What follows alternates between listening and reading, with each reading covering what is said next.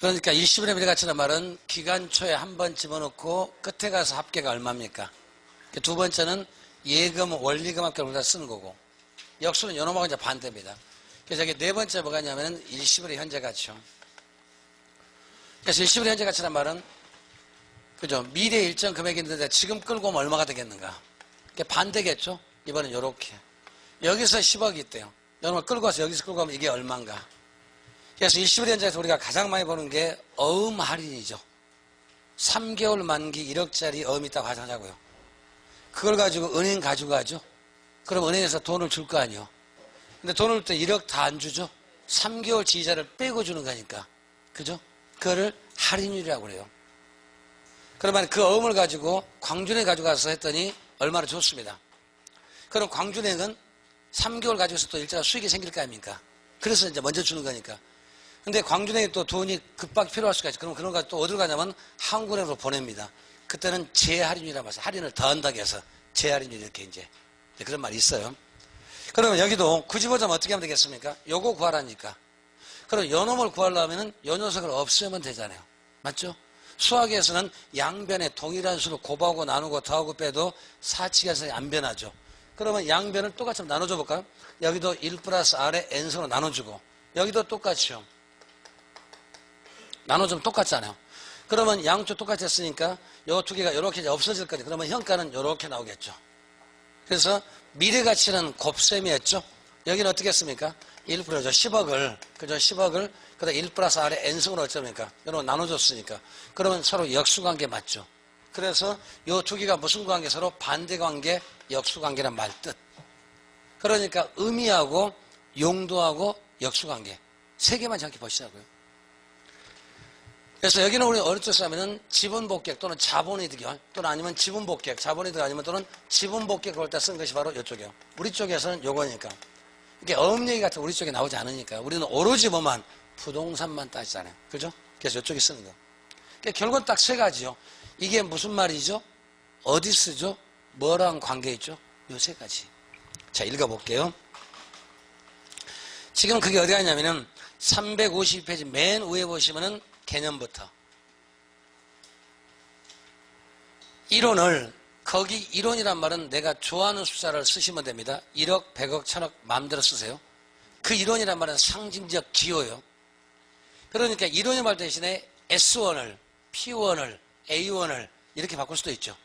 똑같은 얘기.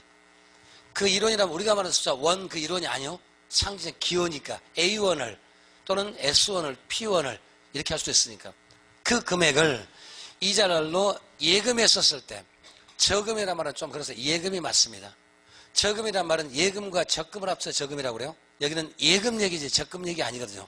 예금에 썼을 때 그 다음에 N년 후 미래에 달성되는 전체 금액 그러니까 기간 초에 일정 금액을 예금하고 만기됐을 때 전체 합계가 얼마냐 이거를 일시불의 미래가치라고 합니다. 그 다음에 또 볼까요? 목적은 기간 초에 부렸던 일시불에 대해서 일정한 원리금의 합계를 구한다. 그러니까 어디에 쓴다? 예금, 원리금 합계를 구할 때 쓰는 것이 바로 일시불의 미래가치입니다. 그 뜻. 이번에 이제 두 번째요. 자, 두 번째는 여기는 연금의 미래가치. 그러니까 이쪽에서 문제 나온다면 말로 풀어나온 문제가 하나 스타일. 두 번째는 숫자를 약간 써가지고 공식을 나열해 쓰는 문제가 한 가지. 두 가지 스타일밖에 없어요. 그래서 이거는 연금의 미래가치요. 그럼 연금의 미래가치란 말은 일시불의 미래가치하고 연금에서 둘 다 똑같은데 차이가 있다면 여기는 일시불의 연금 요 차이만 있네요. 그럼 연금이 무슨 말인가 그 말만 이해하면 되죠. 그래서 연금이란 말은 정확한 의미가 매년 일정 금액의 약자입니다. 그러니까 연금이란 말은 매년 그 다음에 일정 금액이요. 요놈으로 어쩌면 줄여가지고 연금이라고 이렇게 말해요. 그래서 여기 나오는 연하고 그 다음에 요래서 연금 말을 쓰는 거죠. 그렇기 때문에 연금이라는 가치는 반드시 뭐가 나오겠습니까? 맨 첫 번째는 매년 횟수 개념이 꼭 따라옵니다. 두 번째는 일정액이라는 말 또는 일정육이라는 말 숫자가 꼭 따라와줘요. 이렇게. 이번에는 여러 번이니까 일단 이렇게 칸 나눠놓고요. 이 10원은 한 번이기 때문에 제가 이걸 안 그려놓은 거고. 그러면서 매년 연금을 어쩌니까 1000만 원씩 판다고 가정하다고 매년 이렇게 1000만 원씩 받아 일정액씩. 그런데 이거를 매년 받으면 푼돈처럼 보이니까 그렇게 주지 말고 여기 끝에 가서 한꺼번에 줘. 우리 식으로 하자면. 그러면은 1,000만 원어쩌니까 처음에 예금하고 또 계속해서 처음에 이렇게 예금을 하는 거죠. 그러고 보니까 같은 액수를 꼬박꼬박 집어넣는 것은 이제는 적금이라고 하죠. 예금은 한 번 넣는 거고 적금은 적립금. 쌓을적자, 세울집자, 적립금 계속 듣는 거. 그래서 두 개를 합쳐서 말합니까? 저금이라고 하죠. 우리 예금과 적금 분명히 틀리잖아요. 예금은 한 번 집어넣고 적금은 여러 번 집어넣는 거. 맞죠? 근데 여기는 그러니까 연금 얘기 나오면 반드시 횟수 개념이 꼭 따라오고 일정액 숫자가 반드시 나와요. 또는 액수가 나온 대신에 또 율이 나오면 또 안 될까요? 일정율 나와도 똑같아요. 매년 5%씩 올라가요. 그럼 10년 지나면 전체가 얼마나 오를까요? 총 합계라고 하는 거. 그래서 여기는 어자서는 첫 번째가 적금 누계, 적금 합계. 그래서 적금 누계를 구하는 게 바로 이거죠. 우리 식으로 말하면 매달에서 1,000만 원씩 예를 들어서 매달 100만 원씩 꼬박꼬박 적금을 넣어가지고 10년 동안 하면 전체 합계가 얼마일까요? 그러니까 이때는 요거를 지금 모르죠. 합계를 모를 때는 연금의 미래가치입니다. 그래서 매회, 매년, 매월 일정 액수를 꼬박꼬박 집어넣어서 만기에서 전체 합계. 그게 바로 적금 누계액이란 말 맞죠? 적금 합계. 그 다음에 이번엔 세 번째 또 있습니다. 이번엔 감책인 계수요. 그래서 이게 감책인 계수를 또 다른 말로 말하면 상환kim 계수라고도 그래요. 감책인 계수, 상환 계수. 그러고 보니까 상환기금이라는 말 어디서 한번 들어본 적 혹시 있을까요? 원가 방식 가면은 상환기금법 있었죠. 바로 이걸 쓰는 거예요. 그러면은 똑같이 감책기금과 똑같은 말로 상환기금형 똑같습니다. 그런데 똑같은데 주의하실 것은 상환기금 얘기 나오면 대부분 상환 얘기 나오면 뭐가 떠오릅니까? 빚 갚는 게 떠오르잖아요. 여기는 절대로 빚하고 관계없습니다. 그래서 상환기금 계수 나오면 반드시 딱 하나만 찾으시면 돼요. 앞뒤에 빚 얘기 나오면 100% 틀립니다.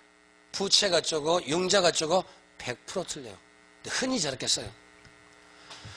우리가 상환이라 말하면 벌써 상환하면 딱 상환기금 하면 딱 뭐가 걸립니까? 빚 갚는 게 먼저 떠오르는 게 정상 아닌가요? 그래서 흔히 이렇게 쓰죠. 이번에 집을 사면서 융자금으로서 5억을 융자받았습니다.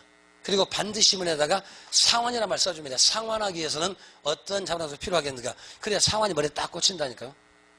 그래서 아무튼 상환기에서는 빚하고 전혀 관계없이 적금 넣는 거예요. 그래서 상환기에서 나오면 앞뒤에 뭐만 찾자고요? 빚 얘기, 부채 얘기, 융자 얘기 나오면 100% 틀립니다. 근데 흔히 그렇게 씁니다. 그게 우리가 얼른 보이니까. 그 다음에 여기도 똑같아요. 그럼 똑같이 가는데 이렇게 가겠죠. 이런 식으로. 그러면서 똑같은데 차이점이 있다면 이 두 개 공통점에서 둘 다 연금도 첫 번째 뭐라 합니까? 항상 횟수 개념, 매회 개념, 매월 개념, 횟수 개념 나온다는 얘기예요. 여기는 횟수가 안 나와요. 이 두 가지는 둘 다 매년, 매월, 매회, 매분기 전부 다 매란 말이 꼭 따라오죠. 여기도 밑에 반드시 했자면 횟수 개념 꼭 따라옵니다. 여기까지는 똑같아요. 그 다음에 요 녀석은 반드시 일정액, 그런 요 숫자가 꼭 나오죠. 그래서 일정액이 어쩌고 또는 일정률이 어쩌고 이런 숫자가 반드시 따라와요. 요거를 모르니까.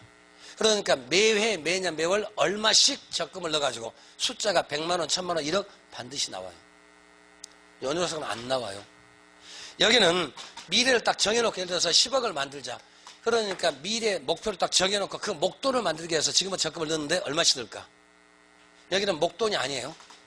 그러니까 여기는 합계를 모를 때 구하는 거고 여기는 합계는 알고 있어요. 그래서 그럼 연홍을 만들기 위해서 얼마씩 적금을 넣어야 될까요? 이렇게. 그렇기 때문에 여기는 절대로 일정액이라도 일정 숫자가 나올까 안 나올까요? 일정액 또는 일정 숫자가 그죠? 율이 나와야 안 나와요? 숫자가 절대로 안 나오죠. 나올 수가 없죠. 그래서 세 번째로 저도 연평균 가치상수는 이렇게 구합니다. 어느 지역 땅값이 과거 10년 동안 따져봤더니 100%가 올랐었대요. 그럼 1년에 평균 얼마씩 올랐습니까? 100% 오른다, 10억 모은다 똑같은 얘기니까. 그러니까 미래 목돈을 만들기 위해서 딱 목표를 정해놓고 그 목돈을 만들기 위해서 적금 넣는 거. 적금 불입액이요. 여기는 적금 넣는 거요. 그러니까 적금 불입액, 적금 적립액이지 적금 합계가 아니라 적금 불입액. 그래서 요거 많이 쓴다고 그랬죠. 만약에 집에서 한 5년 전에 집에 큰 행사가 있을 것 같아. 예를 들어서 부모님이 세계 여행을 보내준다든지 그런 목돈이 들어갈 가능성이 있을 수도 있잖아요. 이럴 때 만일에 그때 가서 목돈을 빼서 이제 드리면 되는데 못 줄 수도 있죠. 그럼 미리서 돈을 만드는 거야. 만일에 10년 지난 다음에 전원주택 10억짜리 하나 사고 싶어요. 그럼 지금부터 10년 동안 계획을 세워가지고 10억을 만들기 위해서 한번 적금을 넣어보자고요. 그럼 10년 뒤에 10억을 만들자. 그러면 한 달에 얼마씩 적금을 넣어야 되겠는가? 적금 불이백이 나오겠죠. 이자에 따라 틀려지겠죠. 일단은 금리가 높을수록 낮아집니다. 낮을수록 높아지겠죠. 그죠? 그러니까 우리가 이것을 이런 게 왜 필요하냐면요. 우리가 지금 시험에서 쓴 것도 물론 필요하지만 실제 중개할 때 이게 필요해요. 중개업하면서 알려주는 거예요. 이렇게 해라. 지금 중개업은 단순하게 숫자, 사람만 얘기하는 게 중개업 아니라니까. 사람만 얘기하는 것은 돈 안 돼요. 솔직하요. 안 되는 것을 만들어주고 방법을 가르쳐주고. 시끄러워. 방법을 가르쳐주고 그래야 될 거 아닙니까? 썩을 놈. 그러니까 우리 보통 사람은 어쩌니까 예를 들어서 땅 사고 건물 사는데 정확히 딱 돈 가지고 와서 딱 주면서 이거 사주세요. 그런 사람 아무도 없어요. 그러면 그 사람이 돈 만드는 방법을 알려줘야 될 거 아니에요. 그럴 때 어떻게 빌리고 어떻게 하고 또 만일의 경우에 자 건물 100억짜리 샀습니다. 그럼 100억짜리 사면은 한 달에 수입이 얼마 나오고 전부 다 숫자 딱 뽑아주고 이러니까 사도 되지 않냐 이렇게 하는 거다고 나 믿고 사 괜찮으니까 널 어떻게 믿어? 아니 그거잖아요. 지금 상황에 들어서 어떤 건물이 이렇게 했는데 이 건물이 지금 얼마짜리다. 근데 주변과 봤었을 때 왜 싸다 왜 비싸다 더 싸다. 그러면 주변과 비교할 줄 알아야 되고 그래서 평가 나온 거예요. 그 다음에 이 건물이 왜 가능성이 있냐. 지금은 낮은데 왜 올라갈 가능성이 있냐. 그러면 주변 여건도 같이 면서 또 해줘야 될 거 아닙니까. 그런 거 했었을 때 고객이 그래 네 말이 맞구나 나 한번 해볼까 이렇게 결정하지 않을까요? 그래야 진짜 돈 되는 거죠. 그래서 한 달에 100억짜리 하나씩 미안합니다. 주마다 100억씩 하나씩만 하자고요. 그러면 돈 될 거니까. 맞잖아요. 그럼 내가 알고 있어야 돼요. 한 끗 차이라니까요. 그거를 말해주는 사람하고 말 안 해주는 사람은 왔다 갔다 해. 중개업은 저 1초경에 이렇게 말한다니까. 그 한마디에 그 사람이 걸려들 수 있죠. 걸려든 말 좀 이상하지만 한마디에 결정을 내릴 수가 있죠. 그 때문에 결정을 못 할 수도 있죠. 그래서 항상 우리 집이 첫 집 되면 안 돼. 맨 마지막 집이 돼야 돼요. 뭔 말인지 아시죠? 처음은 관계없어. 우리 집 와서 사람만 찍으면 돼. 그럴 때 그게 필요하다니까. 그런 게. 내일 아침에 온다고 약속 받았는데 아침에 안 와. 전화 받더니 밤에 옆집에서 끝냈대. 그런 게 얼마나 많은데요. 그래서 이런 게 필요합니다. 그리고 이런 게 지금 우리 실무에 써먹으려고 하는 건데 이걸 잘 안 써먹더라고요. 사람 사고 파는 건 중요하지만 이 과정이 훨씬 더 중요하죠. 그래야 진짜 큰 돈 나와요 사실은. 어찌됐든요. 그러니까 두 가지 공통점 전부 다 끝에 가서 하는 것은 맞아요. 근데 이 녀석은 반드시 액수가 꼭 주어집니다. 매년 얼마씩 나와요. 여기는 이게 안 나와요. 반드시. 그 다음에 또 이 두 개는 무슨 관계? 서로 또 역수관계, 서로 반대 관계입니다.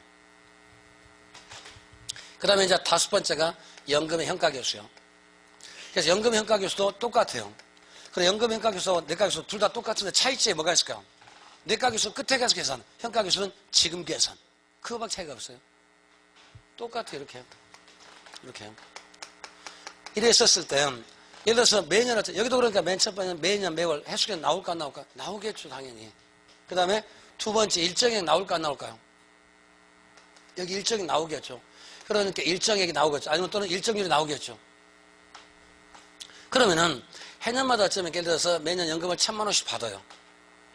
자 1,000만 원씩 받는데 이렇게 따로따로 받으면 푼돈 받으니까 지금 나 사업하고 지금 한꺼번에 다 줘요. 이렇게요. 끌고 오는 겁니다. 이런 식으로. 그래서 계산 시점에 끝에 가서 하면은 연금의 내가계수요. 그 다음에 지금 하면 현가계수 언제든지. 그 다음에 연금은 언제든지 합계를 구합니다. 4번하고 3번과 6번은 사이사이 금액을 언제든지요. 연금은 뭐든 전부 다 합계입니다. 총합입니다. 누계, 합계. 그래서 이쪽을 주로 많이 쓰는 것이 맨 처음에가 그죠? 맨 첫 번째 쓰는 게 우리 소득이득. 소득이득은 이렇게 계산해요. 자본이득은 이렇게 계산해요. 그 다음에 두 번째 부동산 가치. 부동산 가치는 항상 어떻게 해요? 이런 식으로. 그래서 부동산 가치 계산은 연금의 현가계수입니다. 그 다음에 우리 시험에 나왔던 게 바로 요건 했었죠. 잔금 얘기, 잔액 얘기, 잔금 비율. 아무튼 잔금 잔액 나오면 전부 다 연금의 현가계수. 그래서 융자 잔고, 융자 잔고요. 잔액 또는 잔금 비율. 요거는 항상 어떻게 됩니까? 요쪽 넥 쓴 거. 이번 모의고사 문제가 뭐가 나왔습니까? 1억을 빌렸다. 10년 동안 갚기로 했다. 근데 4년 지난 다음에 팔 거다. 남아있는 빚 한번 계산해 보세요. 그거였죠? 이번 시험 문제가. 그러면 그림으로 잡으면 요거 아닌가요? 요렇게. 그래서 하나, 둘, 셋, 넷, 다섯, 여섯, 일곱, 여덟, 아홉, 딱 맞네. 예, 맞았습니다. 그래서 여기서 1억을 빌렸습니다. 그래가지고 예를 들어서 2017년도 했다고 가정합시다. 그러면 10년 동안 2027년까지 갚기로 약속하고 빌렸어요. 그러면서 4번 1년, 2년, 3년, 4년 갚았는데 여기서 어쩝니까? 여기서부터 뭐 합니까? 이제 4년 때 여기서 이제 다시 집을 팔려고 그래요. 그러면 여기까지는 여기 어떻게 나왔을까요? 여기까지는 저당상수니까. 즉 다시 말해서 첫 번째 저당상수 대출액 1억이었죠. 우리 시험에. 자, 빌린 돈이 지금 1억이었습니다. 1억 곱하기 그 다음에 저당상수. 그죠? 여기서 나오는 대신에 몇 년짜리? 10년짜리가 와야지. 10년이니까. 그 다음에 그러면 여기까지 나왔었죠. 그러면 해년마다 여기 액수가 얼마인지 모르겠지만 여기 액수가 예를 들어서 1,000만 원을 가져갑시다. 얼마인지 모르니까. 그럼 매번 다 1,000만 원 나오겠죠. 그럼 여기도 1,000만 원 나오고 다 1,000만 원 나왔으니까. 그럼 여러분 지금 여기서 팔려고 하니까. 그럼 제가 끌고 와야 되겠죠. 이렇게요. 저 끌고 왔으니까 요 방법 똑같잖아요. 그러면 요 액수가 지금 얼마입니까? 자, 1,000만 원을 가져가자고요. 1,000만 원. 그 다음에 곱하기 6년치를 곱하면 되겠죠. 융자 잔금 뭐니까? 연금 현가계수니까. 곱하기 그 다음에 연금의 현가계수요. 대신에 몇 년치? 여기가 6년치가 와야지. 4년치, 10년치가 아니라. 요거 찾는 문제였어요. 이번에 문제가. 요 문제 스타일이. 그러니까 알고 보면 0.1초짜리인데 다 비슷해서 보니까 뭐를 물어보는지 몰랐어. 요거 찾는 문제 이번에. 1억 빌렸습니다. 10년 동안 원리금 균등성이라는 말 또 나왔어. 저당상수 나오면 반드시 원리금 균등이 와야지 원금 균등 아닙니다. 언제든지. 그러면 원리금 균등이기 때문에 자 1억 빌려서 돈 갚을 때 매번 액수가 같을까 원리금 균등이니까. 그죠? 똑같을까 이렇게요.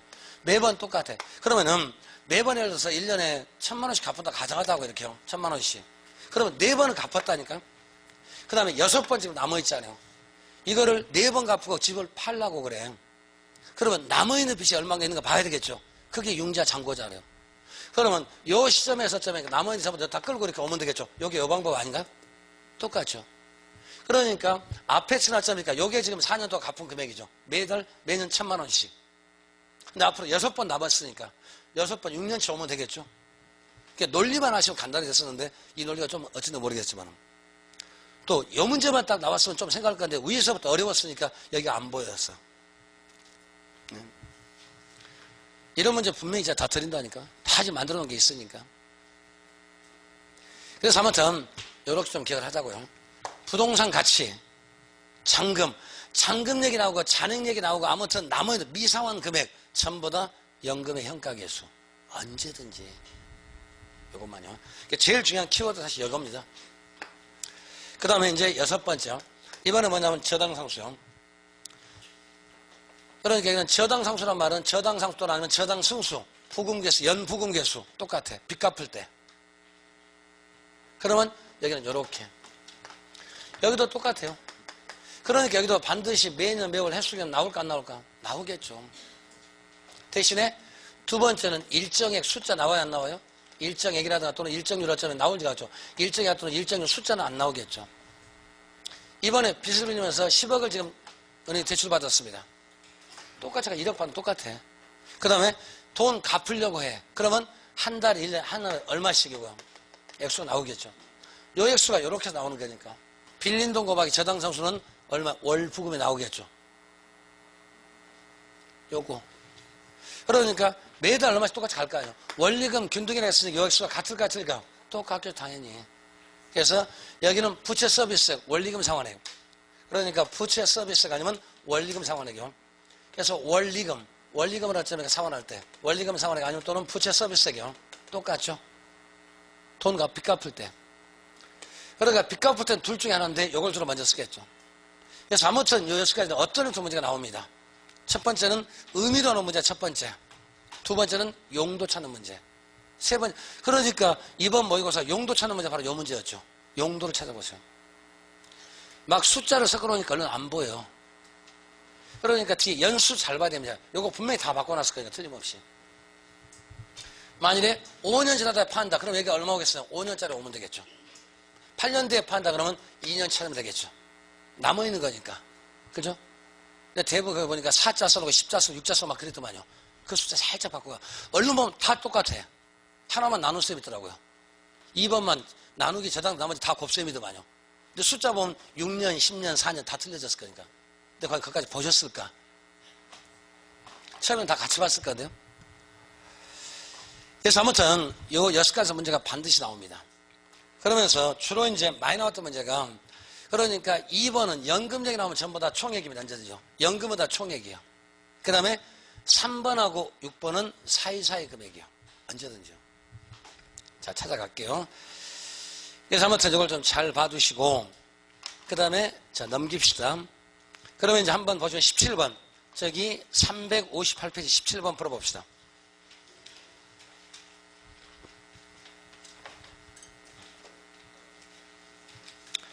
화폐 시간가치 설명으로 틀린 것은 연금의 미래가치 계산하는 공식에서는 여러 가지 방법을 써서 복리를 쓴다. 전부 다 복리입니다. 다 N수 붙은 거 보니까 다 복리, 달리가 아니라. 그러니까 이자 계산은 달리가 있고 복리가 있죠. 이게 이자가 먹는 것은 복리. 그래서 복리의 예술이라는 말을 써요. 그래서 인류가 발명한 여러 가지 있지만은 복리자 발견한 또 굉장히 획기적인 혁명이 이렇게 많습니다. 두 번째, 원리금 균등상환 방식으로 주택 재단대출을 받은 경우 그러니까 말에 수식어에 속지 마세요. 돈 빌렸습니다. 그 말이에요. 그 원리금 원금이 상관없으니까 일단 돈 빌렸습니다. 그리고 그 다음에 저당대출 후에 매기 원리금 상환에 돈 빌렸다, 돈 갚으려고 한다, 뭐 쓰냐 그 말이에요. 근데 앞에 수식어를 갖다 붙여놓으면 어쩌니까 순간적으로 속아. 그러니까 2번 같으면은 앞쪽에다 필요 없고 콤마디 저당대출 여기서부터 필요하다. 저당대출 받았다. 돈 갚으려고 한다. 이 말이 중요한 말이지 앞에는 쓸데없는 소리야. 일부러 앞에 말을 길게 쓴 거죠. 그래야 뒷말이 어쩌니까 안 보이고 호도될 거 아니에요. 그래야 틀리니까. 그러니까 2번은 지금 뭘 물어봤냐면은 의미하고 용도를 물어봤습니다. 돈 빌렸다 갚을 때 뭐 씁니까? 그 말이죠. 저당상수. 그러면 약간 변형시면 저당상수 또는 연금의 현가계수 역수를 쓴다. 같은 말. 그죠? 이 두 개가 또 무슨 관계니까? 또 역수 관계니까. 세 번째. 5년 후 주택 구입에 필요한 자금은 3억을 모기서 5년 후 나왔습니다. 미래가치입니다. 3억 모으기 위해서. 그러면 요 셋 중에서 어떤 겁니까? 요거죠. 5년에 목돈 만들기 위해서. 3억을 만들기 위해서. 그러기 위해서 매 월말 불이벨 액수. 불이벨 적금액이니까 매 월말 얼마 쓰는가 모르죠. 총액이 아니잖아요. 그럼 벌써 나왔죠. 그래서 연금의 현재가치계수가 아니라 연금의 현재가치계수가 아니라 감채기계수. 그래야 맞죠. 틀렸고. 그 다음에 네 번째. 매 월말 50만 원씩. 그럼 매 월말 50만 원 나온 거 보니까 둘 중에 하나죠. 매 월 나왔으니까 매 나왔으니까 넷 중에 하나인데 50만 원 나왔으니까 액수 나왔으니까 둘 중에 하나죠. 읽어보면서. 거기 매 먼저 매 나온 거 보니까 1번, 4번 아니잖아요. 여기까지 오셨어요? 매 나왔으니까 2번, 3번, 5번, 6번 셋 중에 하나. 근데 액수가 또 나왔죠. 그러면 일단 3번, 6번 빠져나갔어. 2번이면 4번 둘 중에 하나야. 그러면 끝인지 처음인지 그것만 따지면 돼. 매월 말, 그 다음에 50만 원, 5년간 들어갈 예상되는 임대료 현재, 임대료 수입의 현재 가치 계산한다. 그럼 요거네. 연금의 현가계수가 아니야. 읽어보니까. 이해하시는 거죠? 그러니까 개념을 조금 해서 읽어보면서 답을 찾을 수가 있죠. 그렇게 이렇게 말로 푸는 문제가 일반적 스타일이에요. 첫 번째 스타일이. 두 번째는 아까 공식을 막 집어넣는 거야, 이제. 그래야 헷갈리니까. 그게 두 번째 스타일. 그 다음에 네 번째, 다섯 번째. 상원비료하고 잔금비료를 합하면 1이 된다. 그렇습니다. 이건 왜 그러냐면은, 이건 요거죠. 그것도 만들면 돼요. 일반적으로 얘기해서 대출액, 빌린 돈요. 대출 총액 또는 대출액, 빌린 돈요. 빌린 돈은 갚은 돈 더하기 안 갚은 돈. 맞죠? 상환액, 갚은 돈요. 그 다음에 이놈에다가 안 갚은 돈, 미상환액, 잔액, 잔금. 이렇게 구성되어 있죠? 그 다음에 양배를 전부 다 똑같이 한번 나눠보자고요. 여기도 대출 총액으로 나누고 나누고 나눠보자고. 똑같으니까. 안 변하니까. 그러면 둘이 약분됐으니까 여기는 1이죠. 그러면 빌린 돈 가운데 갚은 돈을 뭐라고 하면 제가 갚은 돈 비율, 상환 비율. 전체 빌린 가운데 갚은 돈이니까 10억 빌렸는데 6억 갚았습니다. 그러면 전체 중에 갚은 돈 비율, 그걸 줄여서 상환 비율. 그래서 이거를 뭐라고요? 상환 비율이라고 그래요. 그러겠죠? 그 다음에 여기는 그러면요. 안 갚은 돈 비율, 잔금 비율, 잔액 비율, 잔금 비율. 또는 아니면 잔액 비율. 똑같잖아요. 그래서 두 개를 다 하면 언제든 1 나오겠죠? 이유 없잖아요. 또는 바꾸면 어떻게 될까요? 1 빼기, 자 넘어갑시다. 상환 비율은 요거 되죠? 1 빼기 상환 비율은 잔금 비율. 1 마이너스 상환 비율은 잔금 비율. 맞죠? 반대로 또 있잖아요. 1 마이너스 이번에 잔금 비율요. 요놈을 넘기자고요. 자, 잔금 비율은 그 다음에는 뭐가 되겠습니까? 상환 비율. 요거는 그러면 상환 비율이겠죠. 이 말 이해하시는 거죠? 같은 얘기니까. 그래서 요렇게요. 조금만 생각하시는 거예요. 이거. 그래서 결혼은 늘 말씀드리지만은 정독입니다. 다독이 아니에요. 정확히 보셔야 돼. 그러니까 항상 수업 끝나면 이렇게 얘기합니다. 다음 주에 여기까지 할 겁니다. 꼭 읽어오세요. 이제는 약속을 지킬 때가 온 것 같아 이제. 아니 진짜로. 그걸 몇 번만 지켜보세요. 그럼 분명히 틀릴 거니까. 그잖아요.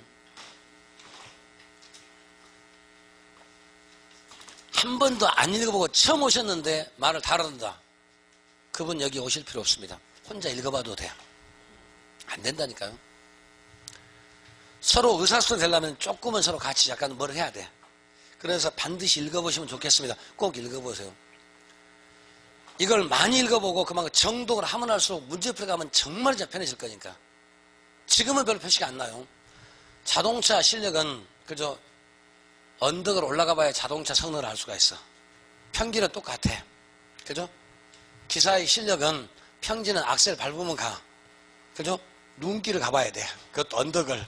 그래야 기사 실력 진짜 알 수 있어. 이해하셨을까요? 아마 민법은 저보다 저 훨씬 잘하시니까 민법은 잘하셨을 거 아니에요. 이제 결혼할 때 됐어 이제.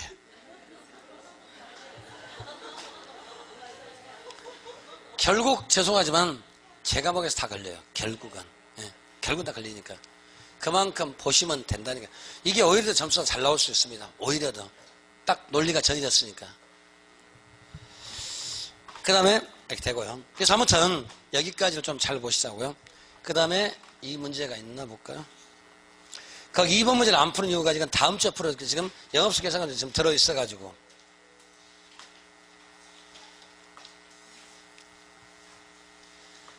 아마 11번 문제.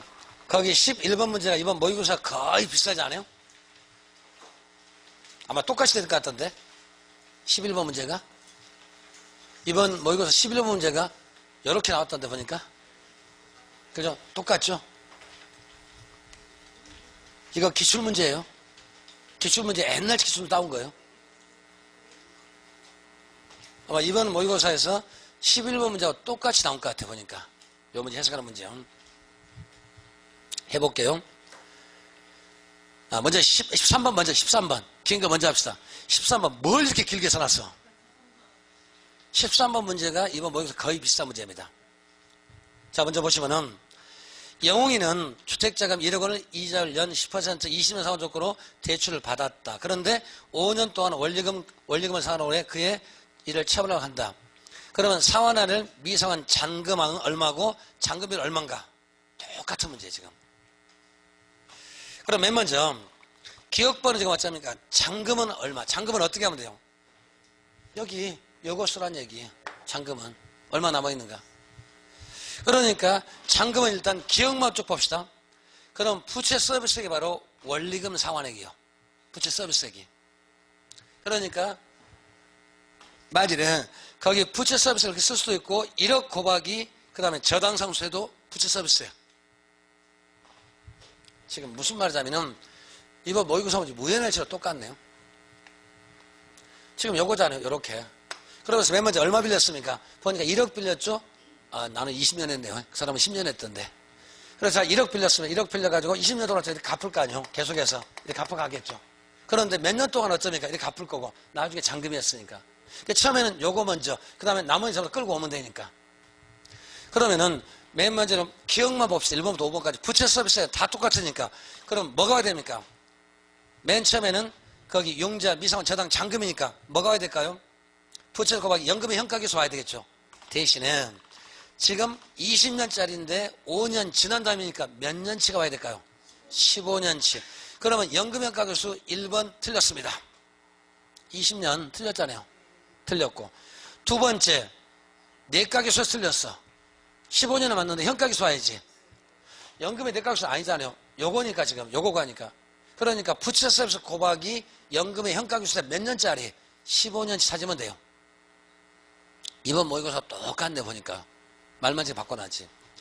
그 다음에 세 번째 내가계수 그 다음에 세 번째 현가계수 나오고 15년. 일단 기억번은 3번은 기억은 맞구만요. 일단 어쨌든 기억은 지금 맞을 수가 있죠. 그 다음에 네 번째 볼까요? 연금 현가계수 그 다음에 15년 맞고 다섯 번째도 틀렸습니다. 그러면 일단 3번 아니면은 4번 둘 중에 하나구만요. 여기까지 오신 거죠? 그 다음에 이번에 잔금 비율은 전체 중에 남아있는 거니까 잔금 비율은 전체 20년짜리 번에 15년이죠. 그잖아요. 그러니까 20년짜리 가운데에서 지금 5년을 갚으니까 15년씩 남았으니까 전체 중에 남아있는 게 잔금 비율 아닌가요? 그러면 3번과 4번에서 잔금 비율은 뭐를 쓰나요? 연금의 현가계수. 일단은. 그런데 분모가 뭐가 들어가야 돼요? 연금 현가계수 20년치. 여기서만 20년치가 와야 될 거 아니에요. 근데 5년치니까 15년치 와야 될까요? 전체 20년 가운데 5년 갚아서 15년 남아있으니까. 그죠? 연금 현가계수 오는데 분모는 20년, 분자는 15년, 3, 4번 둘째 찾아보세요. 어디가 있는가? 또 3번을 보니까 내가계수 말도 안 돼. 계산 필요 없다니까요. 다른 거 다 떠나서 잔금 얘기, 잔금에는 연금의 내가계수나 현가계수를 찾아라. 그러면 기억님 내가계수가 다 버리세요. 그럼 3번, 4번 중에서 또 3번은 또 어디가 틀렸습니까? 내가계수 틀렸죠. 그러면 4번밖에 없네. 20년분에 15년. 답이 4번이에요. 겁나게 어려운 문제가 아니라 엄청 쉬운 문제예요, 사실은요. 의미가 뭐냐면 요거 용자 잔고. 잔금하고 잔금 비율은 뭐분에 뭐다? 항상 연금의 현가계수. 그러니까 잔금 비율이란 말 뜻이 뭡니까? 전체 중에 남아있는 것이 잔금 비율 아니요? 그럼 전체는 20년짜리 와야 될 거 아니요? 그죠? 그러니까 여기서 계산하면 20년차 전부 다 계산해야 될 거 아니요? 그러니까 어찌됐든 잔금 얘기, 잔액 얘기 나오면 전부 다 연금의 현가계수. 맞죠? 그러니까 13번은 사실 알고 보면 0.1초짜리 문제 될 수가 있죠. 근데 잘못 보면 다 똑같이 보여. 그죠? 그 다음에 12번 바로 위로 올라갑니다. 1억 원의 주택담보대출을 10% 고정금리로 20년 동안 매년 원리금을 균등하게 갚으려 약정했다. 원리금을 어떻게 한가? 빌린 돈 곱하기 저당상수. 그거죠? 똑같잖아요. 그러니까 1억 원 빌렸습니다. 20년 동안 갚습니다. 그러면 갚을 때 어떻게? 그러니까 맨 처음에는 뭐 하겠습니까? 빌린 돈, 대출액.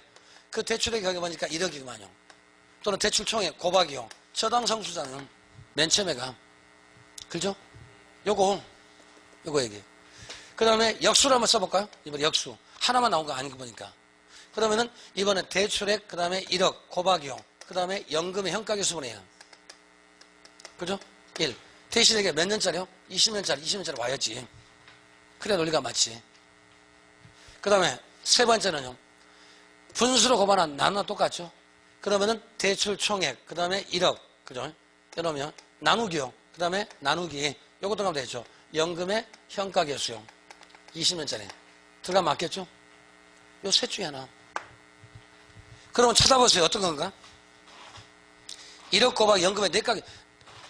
아니, 융자, 그죠? 빚 갚는데 내가계수 안 나오니까 둘 중에 하나니까. 이거니까. 5번, 6번이니까. 내가계수는 빚 아니라니까요. 빚 갚는 것은 저당상수 아니면 역수가 뭐니까 연금 현가계수니까. 둘 중에 하나. 1번은 말도 안 되고. 2번은 어디가 틀렸습니까? 분수로 만들어야지. 바로 곱셈하면 안 되지. 나눗셈 하든지. 2번은 요거잖아요. 요걸 나타났는데 바로 곱셈하면 안 되죠. 여기 저당상 들어가야지. 2번 얘기는. 2번 이해하셨어요? 3번은 곱셈해야지 분수가 아니라 곱하기 저당상수지 나누기 저당상수가 아니라 요 셋 중에 하나 들어있을 거니까 이거 찾는 문제. 네 번째 이게 답인데요. 그죠? 그 다음에 5번도 역시 어쩝니까? 1억 원 연금액까지 똑같은 말 쓰는데 그래서 한번 답은 몇 번이요? 4번이구만요. 1억 원 나누기 연금액가의 수. 이해하셨습니까? 그 다음에 11번. 투자 성과 측정을 통해서 다음과 같은 결과를 얻었습니다. 가장 바르지 않는 것은 자 B번 부동산은 A보다는 고위험 고수익이다. 한번 봐보세요. B는 A에 비해서 위험도 크죠.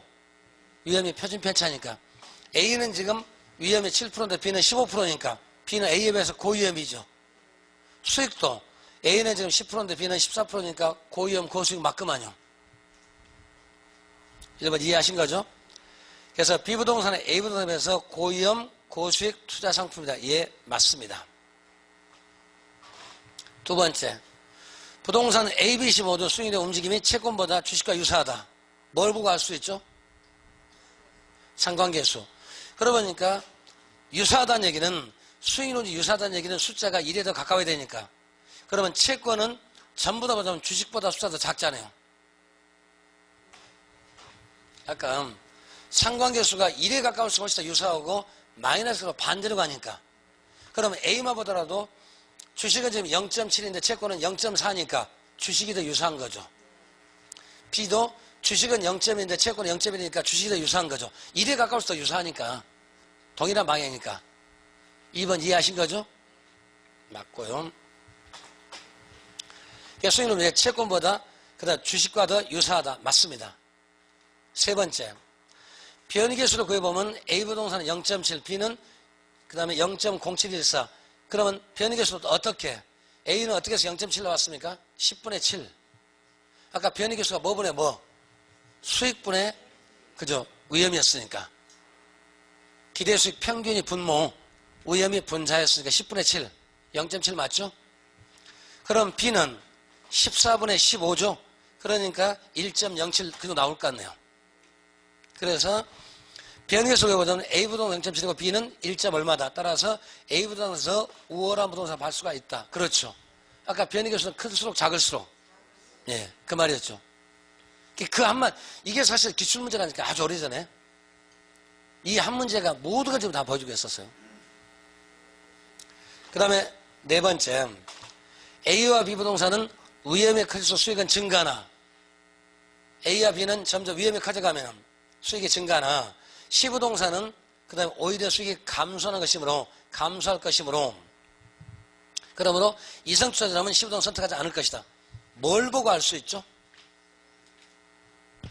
평균분산 지배원리. A에서 B로 가면 지금 10에서 14로 수익 커졌죠. 그런데 위험은 어쩝니까? 7에서 15 됐으니까 A에서 B로 가봅시다. 수익도 커지고 위험도 커지죠. 그런데 C는 어쩝니까?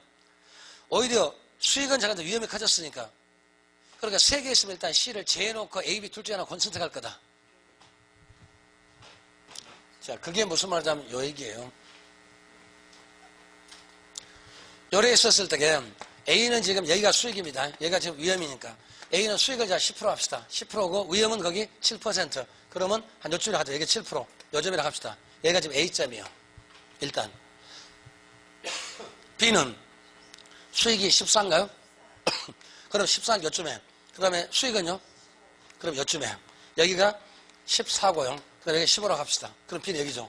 그럼 A와 B는 두 개 우열관계 성립이 돼야 한대요. 안 되죠. A에 비해서 B는 더 고수익, 수익도 크고 위험도 크니까.